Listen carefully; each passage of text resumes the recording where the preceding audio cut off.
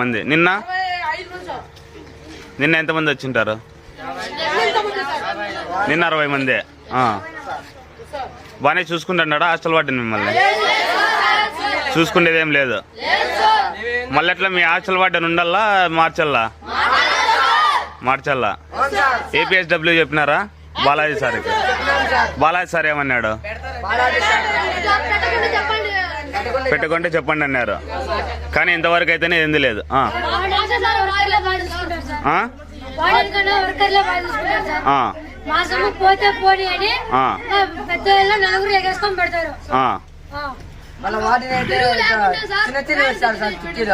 చిన్న చిన్న చిక్కీలు రూపాయలు.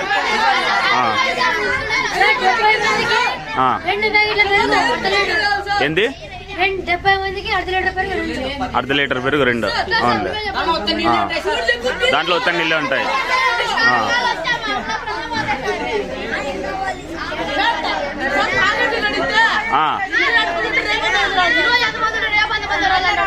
తాగే నీళ్ళు అడిగితే రేపు అంతమంది ఉండాలంటాడు.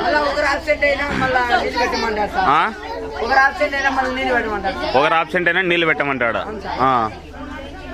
ఎంతమంది ఉంటారు ఇక్కడ పనుకుండేకి? 60 మెంబర్స్. ఏమంటాడు? పేరు తీసేస్తాం మీద అంటాడా?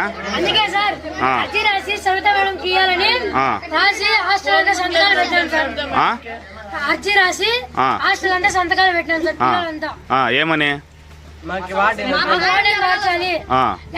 సస్పెండ్ చేయాలి అన్నట్టుగా రాసి. అవునులే. ఫోన్ కూడా చేసినారా? ఎవరు చేసినారు ఫోన్? సవిత మేడం. ఏమని సవిత మేడం? అర్జీ రాసి ఇవ్వమని చర్యలు తీసుకుంటానండి. ఎన్ని రోజులే చెప్పి మీరు?